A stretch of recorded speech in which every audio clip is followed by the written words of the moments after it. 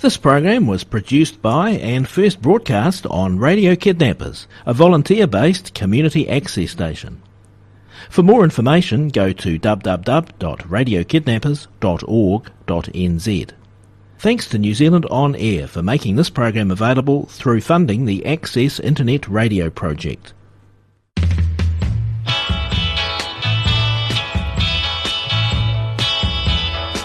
You're tuned to Radio Kidnappers, the voice of Hawke's Bay. This is a program called Acupuncture on Air, and it's our pleasure, as always, to have in the studio Heiko from the Acupuncture Clinic in Hastings. How you going, Heiko? I'm very good, Ken, and we've got a special guest today. We've got Kane Monrad from Hamilton. How you doing there, Kane? Hey, hello guys, how's things?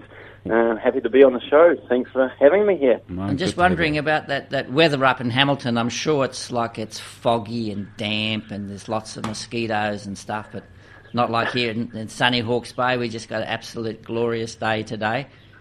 Yeah, well, you're not far wrong. It's a little bit cloudy and a bit dark, but it might come right. Yeah.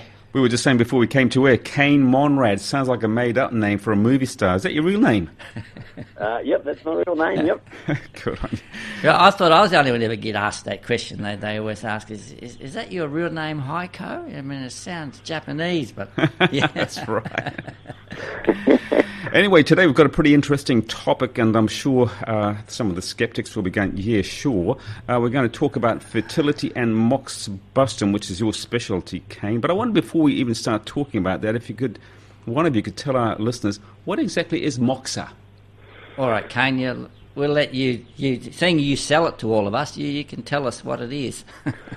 Okay, so Moxa is like to look at it as like a cigar. It's Chinese herbs that we burn, and then we light that, and it leaves the embers there without a flame. So therefore, what we do is has a warming action, and what that does is we burn it over the acupuncture point on the body, and it gives them a good relief for pain, discomfort, and it just helps build the body up as well. The actual herb is, I think its Latin name is Artemisia vulgaris, and its common name is mugwort. Correct. And I think it grows pretty well across the northern hemisphere, and it's sort of like a leafy, tobacco-y type sort of consistency. And then, like in China, they have huge farms where they grow it and then dry it, and then it's prepared. I mean, and there's a couple of specialist ways that sometimes it's prepared in like little charcoal things, and sometimes it's used in very sort of small amounts directly on the skin. But as I said, the more common way is sort of like it's sort of rolled into these little like cigar type shaped things. And one unique thing what Kane actually has now, they're really grateful practitioners. They're these little like stick-on moxas, and it's specially prepared. And it's a shame that we can't sort of film it to show the people, and they're really convenient for the patients as well as then for the practitioners. Sure, fascinating. Yeah, they have a fantastic result. Absolutely. So it's a little bit smoky and smelly, but the end result is fantastic. Yeah, and we're going to be talking a bit today about. I mean, Moxa is used for many, many things, but what we want to try to focus on today is fertility, and how acupuncture, sometimes in combination with Chinese herbs, but then also with the Moxa, is quite now a sought after treatment for fertility, and even in Australia now you can actually do like a specific master's program, like in reproductive medicine, according to sort of Chinese herbs. So you might do your bachelor's of acupuncture, and then you can do a specialist master's degree, for fertility. And so that's what we want to try and talk a bit about that today. Now, Heiko was telling me, Kane, that you've got a very busy practice, but I wonder how many patients, as a percentage, actually come to see you about fertility issues? Well, yeah, I mean, I see a lot of everything, but I guess fertility, the percentage is really increasingly getting more and more. And just going through some notes the other day and some paperwork, the percentage I would have would be at least 50% of people Wow. I treat for fertility. And you know, I'm being a little bit conservative here. Yeah, I mean, the other day I had 16 clients in, and 10 of them were for fertility. So yeah, big numbers, big numbers. That is huge. How do the people hear about you? I mean, this is a question for both of you. Is it on the grapevine, or are doctors referring them to you? How does it work? You know, yeah, I mean, word of mouth. I mean, these people are sort of around the same age. They have friends the same age. So once I help one person, another person talks to another person, and it sort of grows like wildfire. And they come from all over as well. So they come from all over, and also they can come from people like midwives as well. Once you start to get a bit of a reputation out there, I have midwives that come that recommend clients to me for the case of frequent miscarriages and things like that. Yeah, and I'm finding myself here in the Bay, one, because we don't have, I think, the IVF centres in the Bay. I think you probably have one in Hamilton. But I get quite a few referrals from fertility associates in Wellington, Right.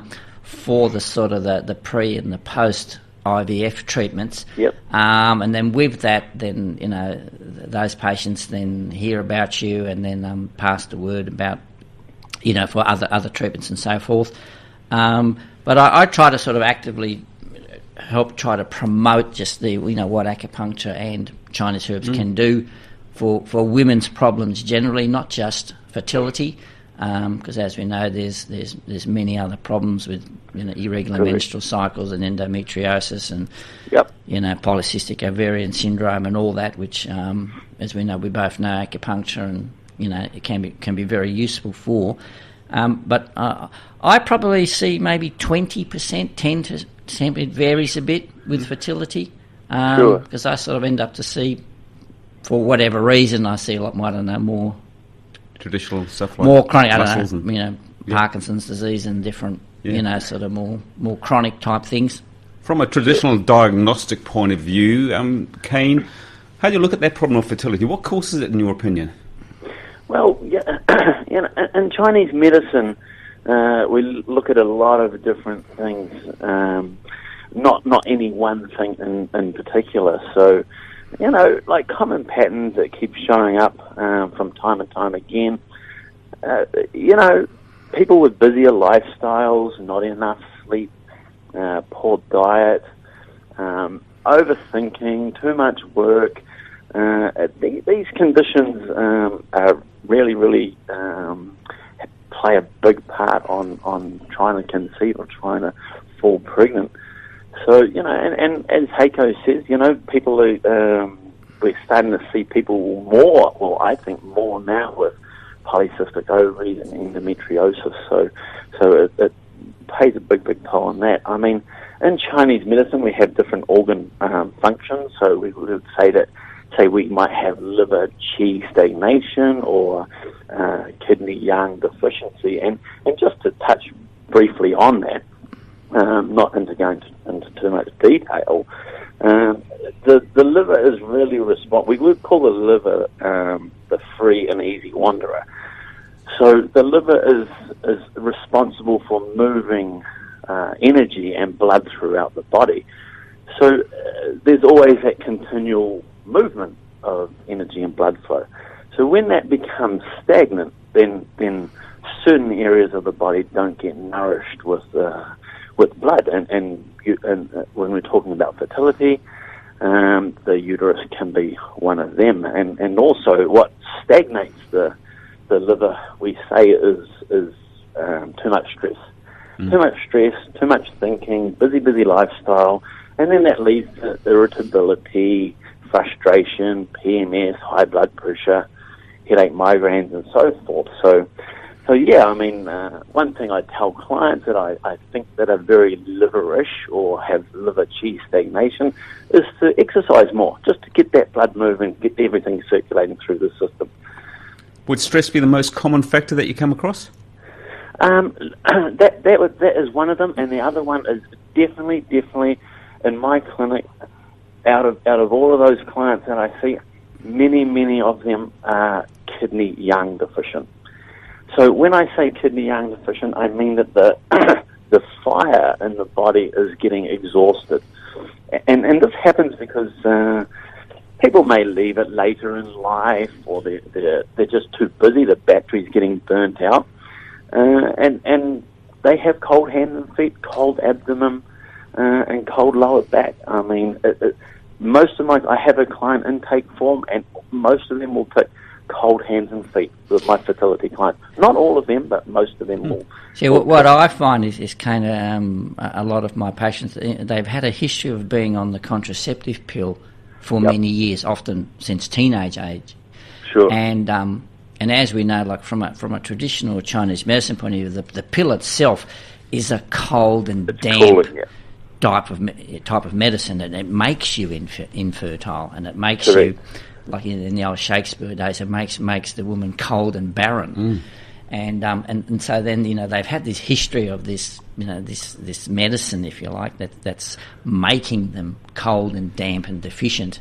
And then in combination with a bit of the unfortunate ageing process, and when they come to try to have a child in their 30s, that cold accumulation and deficiency has compounded. Sure, exactly. So they spend all day, all many years trying not to fall pregnant, and then they want to fall pregnant. Yeah. Now, over the years that I've been talking to Heiko, Kane, there's another thing that he says that acupuncture or moxibustion can't fix, but I'm a bit of a skeptic, to be quite honest, about alternative treatments. But I just wonder, and many people listening to this program are going to say, for God's sake, how can a bit of magic smoke and some heat make me more fertile? Well, the research shows that moxa increases like the blood flow and circulation to the body, or to the pelvis or uterus or wherever we're using the moxa, right? So it can help stimulate and get menstruation working better, just for the simple fact that we're moving qi and blood, or energy and blood, throughout the system. We do that by warming those areas, right? We warm the area, which is needed for hormones. We strengthen the qi, which builds new cells. We move blood, which prevents clots, fibroids, and polyps, or anything like that, and improves digestion, which is feed healthy eggs and uterine lining. So, this is a really good thing to have done, especially if you have that cold disposition to the body. Like if you have cold hands and feet, you have to become warm. So I would say to people, well, babies' hands and feet are warm, or young kids' hands and feet are warm, so should ours. So if our hands and feet aren't warm, then something's not right. We have lack of circulation somewhere in the system. So I know too that there's been quite a bit of research, or not a lot of research on moxa, but there's definitely been some, and and they have been able to demonstrate that it can influence the red blood cells, it can influence the white blood cells. So it has been shown to actually change the physiological aspect within the body, and again with that it's going to help the menstrual cycle, the hormones. But still, the way we look at it from the real traditional point of view, cold and damp, kidney yang deficient, tonify that, and therefore it goes from there. I wonder if it's that simple, though. Why would someone who's listening to us say, "Oh, well, just put a hot water bottle on this"? I get that a lot, and people say, "Oh, well, I'll start drinking hot water instead of cold water." But it's the interesting thing about the moxibustion. I'll just jump in here, Kane. The word zhenju in Chinese, which we use for acupuncture, is actually two words, and one of them means sticking in needles, and the other one means burning of herb. And so the moxibustion is an integral part of a traditional acupuncture treatment, and whenever it was 2,000-3,000 years ago, whoever it was worked out that this particular herb is the main one that does it, and therefore it's not so much it's the heat, but it's the actual property of the herb. And some researchers suggest it's somehow the essential oil when you burn the herb, it, it penetrates the body and it stimulates the, ATP synthesis or something in some cell. So it's not just the heat that does it. Yeah. It's the action of the medicine, the herb itself. Sure. And you can actually feel that when you have a treatment with Moxa. Like, we could be burning that over the lower back or lower abdomen, and people actually feel the heat running down their leg. Yeah. The Moxa is stationary in one area, and they actually feel the heat penetrating deep into the body. Do you prefer to use Moxa as opposed to the needle for fertility treatment? I mean, the combination is fantastic. But in my eyes, if someone has that cold in the body, one of the fastest ways to help build the system back up is through Moxibustion. Yeah, and I'm of the same opinion. I mean, and that's why I think if you're just doing the acupuncture, I think you're only getting half of the treatment. Yeah. And I do know that many acupuncturists don't like to do the Moxibustion because it's time-consuming, and as it smells and it's smoky, and patients don't like the smell and all that sort of stuff. But for me, it's just I couldn't imagine running my clinic without it. Yeah. I mean, it works fantastic. Does the patient have to come and see you, or can they take the Moxa home and use it? So with my clinic, I have certain stick-on Moxa, as Heiko's talked about. It's very, very safe to use, and I just instruct them on how to use it and how to put it on the body, and they go home and they take it home with them and they continue the treatment at home. I sort of call it like my it's not a herbal treatment, but it's my Moxa regime. So they're not taking herbs; they're taking Moxa to go home with. So. And that works, and people do it. I mean, again, some people don't like the smell or the smoke, so we can give them smokeless Moxa. But I certainly like the stick-on Moxa because it does leave that oil residue that Heiko's been talking about that I think enhances the effect. What I do, Kane, I don't know if you do, but I, particularly for some of the fertility treatments, I need the Moxa on the back of the patient, and I try to get their partner to come in and then show them the areas or the points, and I just find of course, from a cost and a logistical point of view, it's difficult for a patient to come in every day, and then say, well, look, you might be coming in twice a week or once a week, but then you can be doing the Moxa every day, every second day, just to keep supporting that, building up that yang energy. Why would you put it on your back? Yeah, I mean, so I have a clinic room that has 2 beds in it, so I can treat doubles. But I can treat both partners at the same time, right? So we would put that on the back because some of the best points to tonify the kidney energy or the fire in the body is on the back. So if we can show the partners at the certain times of the cycle, especially during ovulation time, if we can show them where to put those, then it just continues that treatment on, and the results are far, far better. Now, what about, are you finding, Kane, that you're getting more patients like with me where the male is actually the problem in terms of the fertility? Becoming more and more now. Before, it just used to be females. Yeah. But now, yes, I'm starting to get a lot more males that come through. And they are... so we treat both. We treat females and males, and still with good effect. And the same applies as well with the cold or the deficiency or the tiredness of the kidney energy from people, working too hard and working too longer hours. It really and as you say, letting the battery run flat. That's it. We can't just keep jump starting the car. We've got to replace the battery sooner or later, right? That's right. That's it. Are you finding, both of you, that there is a certain age group coming to see? I mean, is it people in their 20s to 30s? Because what you tend to know is it a trend? Is it fashionable to have a baby in your 40s or even 50s? Who is coming to see you? Kane, what's your take? Well, in the earlier days, I was seeing women like 30, 35, 40, and even older than that. But now I'm really seeing people at 25 and under 30 now. So again, it becomes what is it? Is it our busy lifestyles? Are we just too busy? Is there too much pressure on the systems? Are they following certain steps? Are they eating well, diet, exercise, and all that sort of stuff? I really do give my clients things to do to help with this. So one of the things I say is keep your hair dry. Don't let it drip dry. A lot of women let their hair drip dry. So I say keep your hair dry. That keeps the body warm as well. Keep your back and neck warm. Keep your lower abdomen warm. Don't let the midriff showing. And those that feel cold, to soak their feet in a Moxa solution, 15 minutes every night as well. I mean, it just helps things and builds things up. I went to the balloons in Hamilton. I don't know if you know that.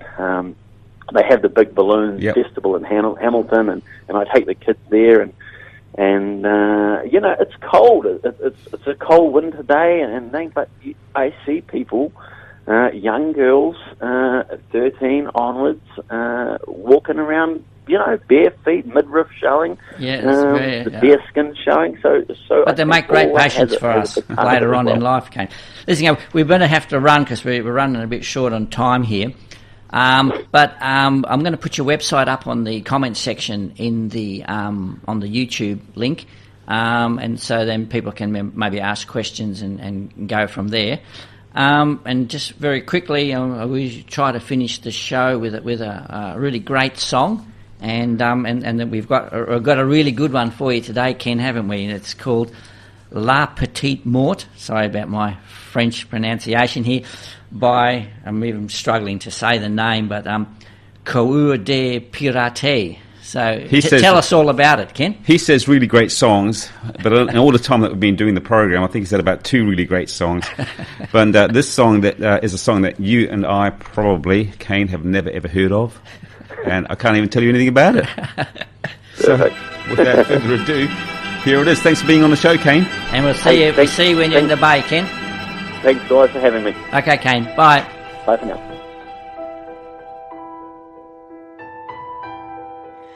Le temps d'un souffle coupé par un soir tardif d'été. Les anges partirent avant et leur visage taché de blanc. Je crois qu'il est trop tard pour t'avouer que j'ai mal à mon cœur mourant et mes souvenirs tachés de blanc. Si l'on me perd, sache que je serai la tienne et au creux de ses bras, la mort nous bercera. Car si l'on me perd, c'est seulement pour rester la tienne et au creux de ses bras, la mort nous bercera. La pluie coule sur mes tempes, la foudre chante ta descente, blottie contre ma vie, ton rire résonne et puis s'enfuit. Je crois qu'il est trop tard pour te dire que ça fait mal. Mon cœur n'est plus comme avant, car il s'endort tout doucement. This program was produced by and first broadcast on Radio Kidnappers, a volunteer-based community access station.